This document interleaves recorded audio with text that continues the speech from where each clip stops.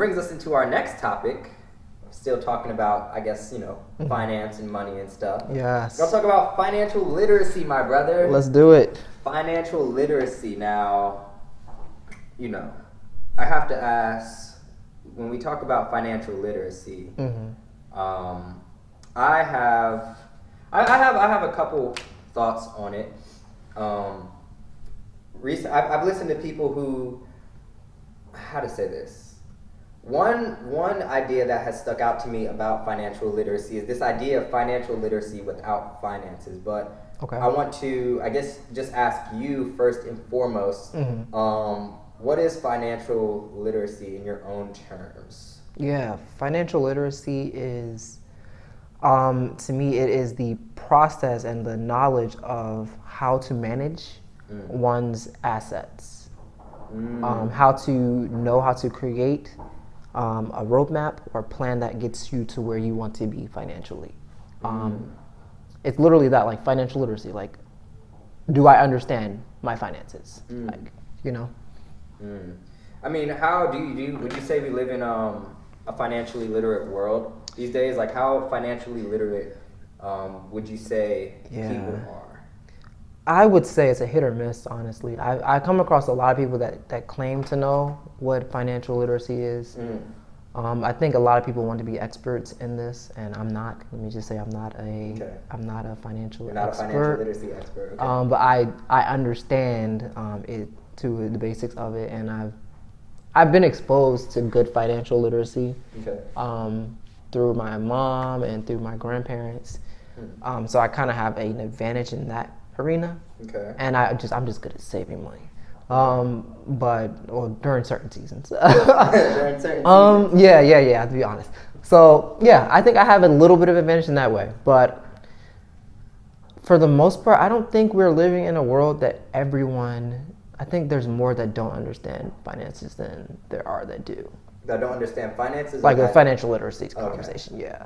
Because I guess I'm always surprised by the number of people that find, and this is not a knock at Dave Ramsey, like I like him. Okay. How many people are like, wow, Dave Ramsey's content really changed my finances, and I'm like, Dave Ramsey's content is very basic, like, and it's good. Okay. Like, don't get me wrong, it's good content, but to me, it's common sense. Okay. What's common sense to one person is revolutionary to another.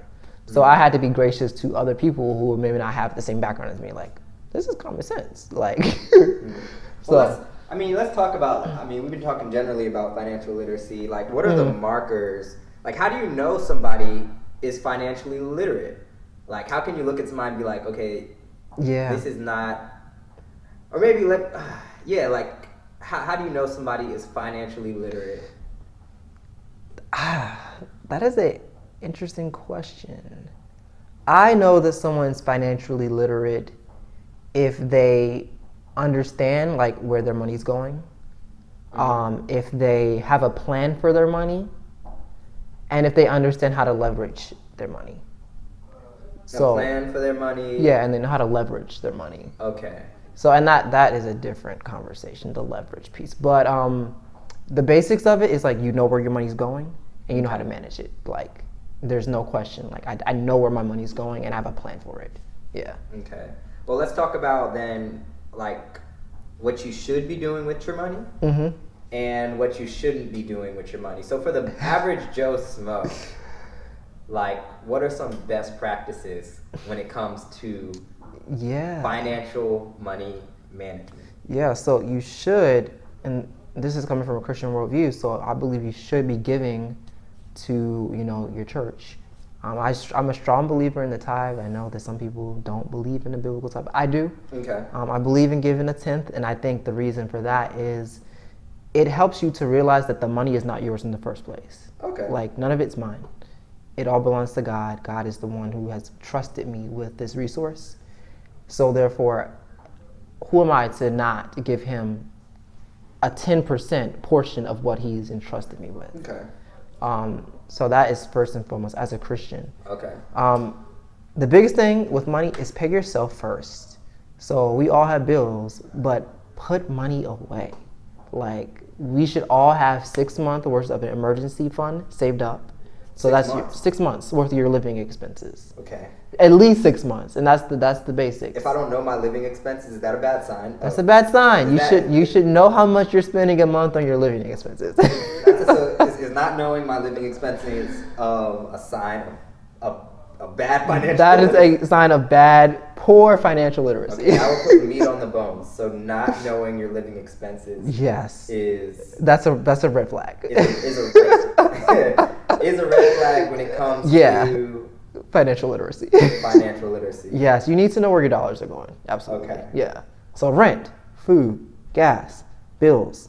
Like we all have fixed expenses, you know? Mm. And we have variable expenses as well. Like I know birthdays, some people want to save for traveling. You know, those things change. And then sometimes our food budget changes because we might eat out more or less during a certain season. But the fixed things, we should know, you know, those fixed expenses. Yeah. Mm. Yeah. So then, okay, someone comes to you and they acknowledge, they're like, okay, I've been pretty bad at this financial literacy thing. What are some steps they could take to like be more, I guess, financially literate, financially disciplined? Good question. I would say one, look at your monthly, your checking account or your credit card, wherever your money's going, and try to find out what are your what are your monthly expenses that are the same. So write those things out. You might already know it on top of your head. Like you have rent, you know, you have car insurance, you have gas, you have food expenses, your phone bill. Like get those big things and put them on a piece of paper. Like, you know, and know like this is my monthly, these are my set limits every month and I should have money to cover this every month. Mm. If you are borrowing money to cover any of those things, that's a red flag as well.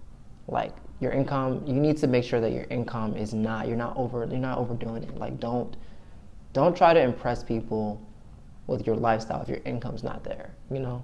Okay. Like live within your means. So that's the big thing I would say. Second thing I would say to get organized and to understand the financial literacy piece a little better would be to figure out like what are your goals? Like what is your goal in being financially literate? Like do you want to just have enough to cover your bills? Do you want to be able to save up for, you know, starting a business? Do you want to be able to save for a new car or a house? Like I think you need a purpose, you know, with your money.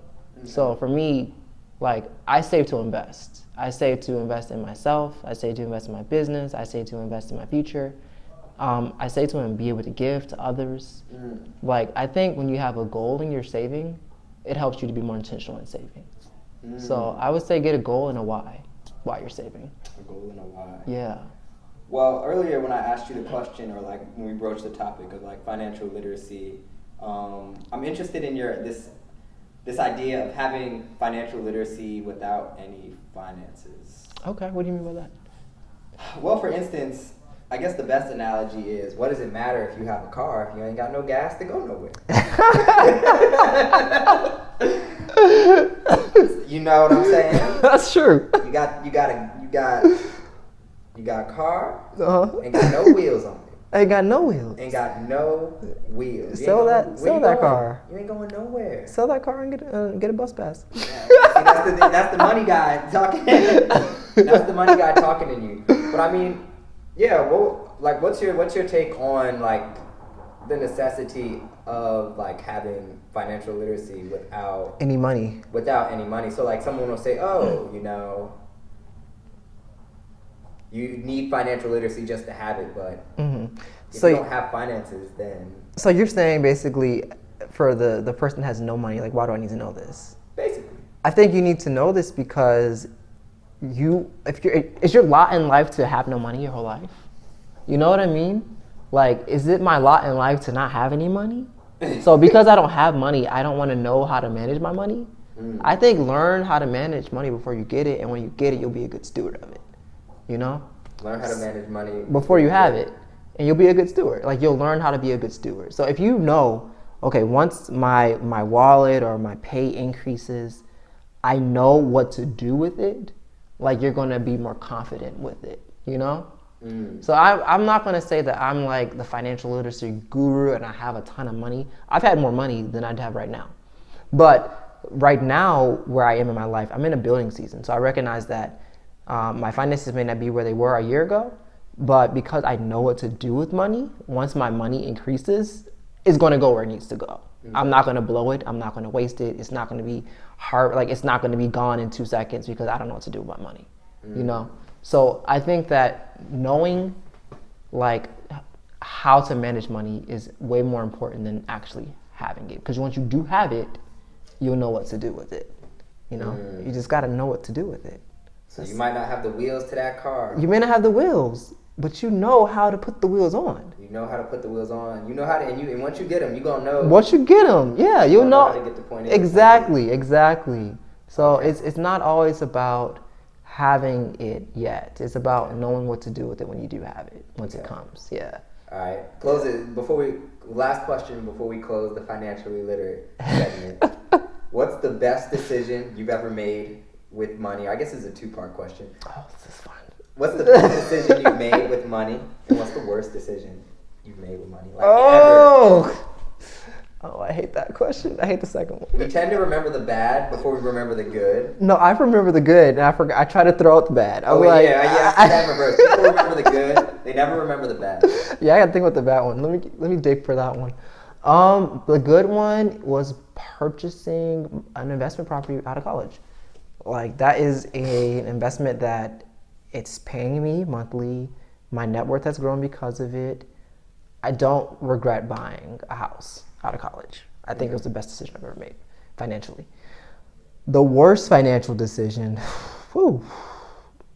man, going to college. You can't say that on camera, man. It's like, no. I can't say it's the worst, but imagine there are kids watching. I know. Like, I just think that if I could go back in time, the only reason I would go to college now is because of the people I met. Like, I have more workable skills, like, now that I'm out of college. You know, I got a piece of paper that says I have a business degree. Might have to bring you back on the channel to have a future conversation about education in college, man. Yeah, I just don't think it's a great path if you're going to be a doctor, an attorney, a teacher. But for entrepreneurship, man, I wish I would have taken that money and just done something else with it. Like, honestly. So, yeah. And invested it in somewhere else. I'd be a millionaire right now had I not gone to college. But had I not gone to college and have the knowledge that I have now. So, you know, that's the other part of it. It's like, so I can't say I'd be a millionaire right now. I don't know. But if I had the knowledge and I didn't go to college, I would be set. Yeah.